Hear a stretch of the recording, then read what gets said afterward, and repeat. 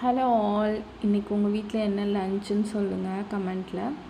இன்றைக்கி நம்ம என்ன பார்க்க போகிறோன்னா கோகோனட் ரைஸ் தான், தேங்காய் சாதம்.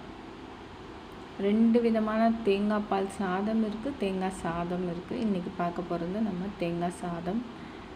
அதுக்கு சைட் டிஷ் எக் மசாலாவும் வியர்டான ஒரு காம்பினேஷன் வச்சுருந்தேன். என்னென்னா பாகற்காய். எனக்கு ஆனால் பாகற்காய் பிடிக்கும். இப்போ நம்ம கோகோனட் ரைஸ் எப்படி செய்கிறதுன்னு பார்க்கலாம். First 2 table spoon coconut oil, கடுகு, உளுந்தம்பருப்பு, அப்புறம் கடலைப்பருப்பு எல்லாம் நல்லா பொரிஞ்சு வரணும்.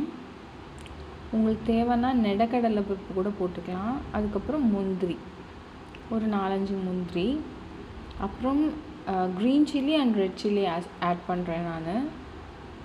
2 க்ரீன் சில்லி, 1 ரெட் சில்லி, அப்புறம் கோகோனட் திருகி வச்சுருக்கேன், அப்புறம் கருவேப்பிலை.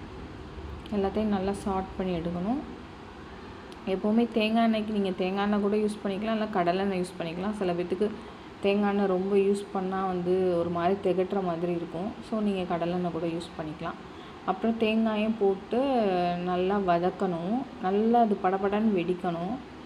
எனக்கு எப்படி பிடிக்கும்னா தேங்காய் பயங்கரமாக ரோஸ்ட் ஆயிடுச்சு. பட் ரோஸ்ட் ஆகலைன்னா கூட பரவாயில்ல, லைட்டாக சாட் பண்ணிவிட்டு உப்பு போட்டுட்டு நீங்கள் ரைஸோடு கலந்து சாப்பிடுங்க. ரொம்ப சூப்பராக இருக்கும் இந்த ரெசிபி. ட்ரை பண்ணி பாருங்கள்.